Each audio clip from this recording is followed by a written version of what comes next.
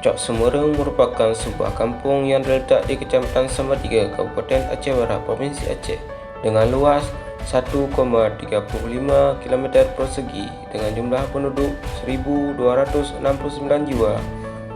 Jumlah kakak 325. Mata pencarian masyarakat kampung Cok Semerung adalah pada sektor agraris 50%, baik menjadi petani sawah, petani karet maupun bekerja di hutan. Ada 30% pegawai negeri, 15% nelayan sungai dan pedagang.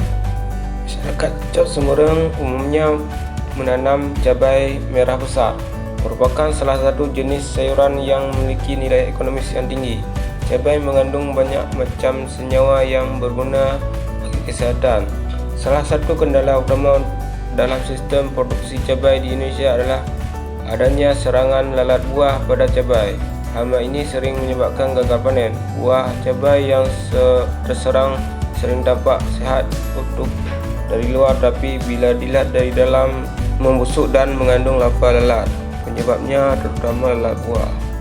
Karena gejala awal yang tampak jelas, sementara ini seberapa masih terbatas di Indonesia. Lalat buah menjadi hama karantina yang digakui sehingga dapat menjadi penghambat ekspor buah-buahan maupun produksi cabai. Selain lalat buah, kutu daun merupakan salah satu hama pada budidaya cabai karena dapat menyebabkan kerusakan hingga 80%. Upaya pengendalian dapat menggunakan inseksida nabati.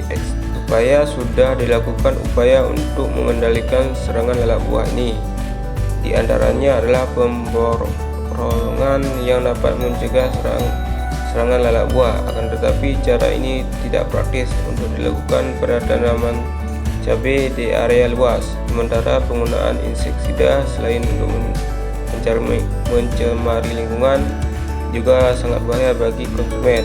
Oleh karena itu diperlukan pengendalian yang ramah lingkungan dan cocok untuk diterapkan di area luas seperti di lahan sekitar produksi cabai. Upaya pengendalian lalat buah pada tanaman cabai, khususnya cabai merah, adalah menggunakan inseksida sintetik yang dianggap praktis, mudah didapat dan memiliki efek yang cepat. Selain inseksida sintetik, inseksida nabati efektif sebagai penolak lalat buah.